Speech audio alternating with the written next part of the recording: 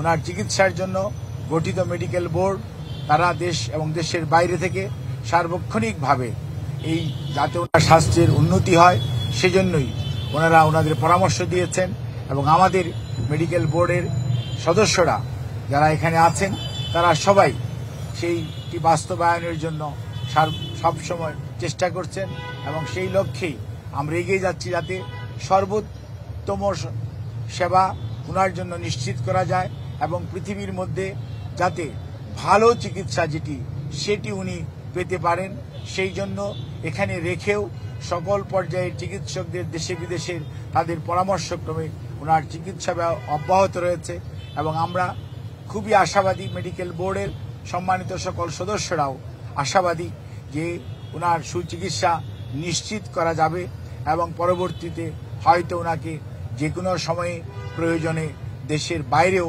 নিয়ে যাওয়া হতে পারে।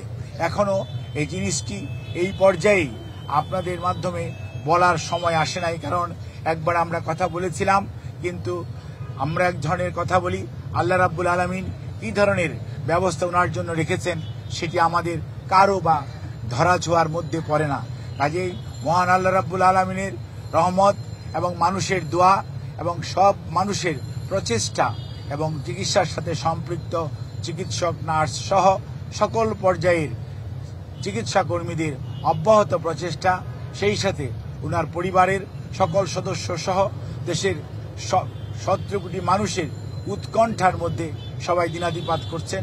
কাজে এই অবস্থায় আমরা আপনাদের মাধ্যমে দেশবাসীর কাছে আমরা আকুল আহ্বান জানাই, আবেদন জানাই, ওনারা যে দোয়া করছেন, ওনারা ওনার সুস্থতার জন্য সব সময় করে চলেছেন, সেটি যাতে ওনারা অব্যাহত রাখেন এবং আল্লাহর অশেষ মেহেরবানিতে দেশনেত্রী যাতে এবারে ওনার যে শারীরিক সংকটময় অবস্থা উনি অতিক্রম করছেন সেটি যাতে উনি সফলভাবে আল্লাহর রহমতে অতিক্রম করতে পারে, সেই জন্য আমরা সবার কাছে সহযোগিতা চাই। আপনাদের সবাইকে অনেক অনেক ধন্যবাদ। আল্লাহ হাফেজ। নতুন এবং ফিরে আসা গ্রাহকদের জন্য নগদে চলছে ক্যাশব্যাক সহ প্রতিদিন হাজারো উপহার জেতার সুযোগ। হবে আশা আর ফেরা, সারপ্রাইজ সেরা।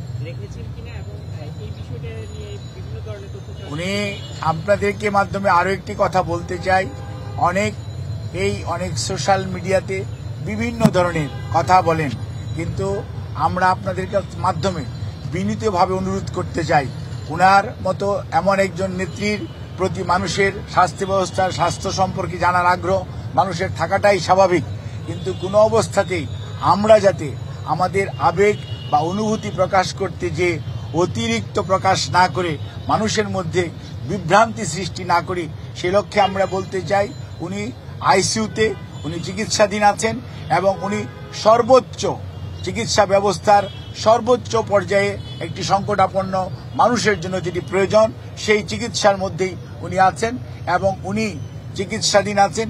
এটি নিয়ে কোনো অবস্থাতেই কোনো গুজবে কান না দেওয়ার জন্য আমি আপনাদের মাধ্যমে সকলের প্রতি বিনীত অনুরোধ জানাচ্ছি। ধন্যবাদ।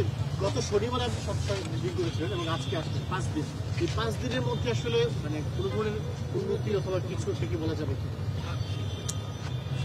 আপনি একজন সাংবাদিক, আপনার মাধ্যমে আমি এটি বলতে চাই, আজকে আমি আপনাদের সামনে যেহেতু কথা বলার জন্য এসেছি, মনে রাখবেন যেহেতু দেশের মানুষের উৎকণ্ঠা আছে, দেশের মানুষের তার প্রতি শ্রদ্ধাবোধ আছে, ভালোবাসা আছে এবং সত্যিকার অর্থে দেশের মানুষ দেশনেত্রী বেগম খালেদা জিয়ার স্বাস্থ্য সম্পর্কে সর্বশেষ অবস্থা জানতে চায়, সেই জন্যই আমরা এসেছি। কিন্তু মনে রাখতে হবে উনি একজন সবার শেষে উনি একজন রোগী, ওনার নিজস্ব কিছু এথিক্যাল রাইটসের প্রিভিলেজ আছে।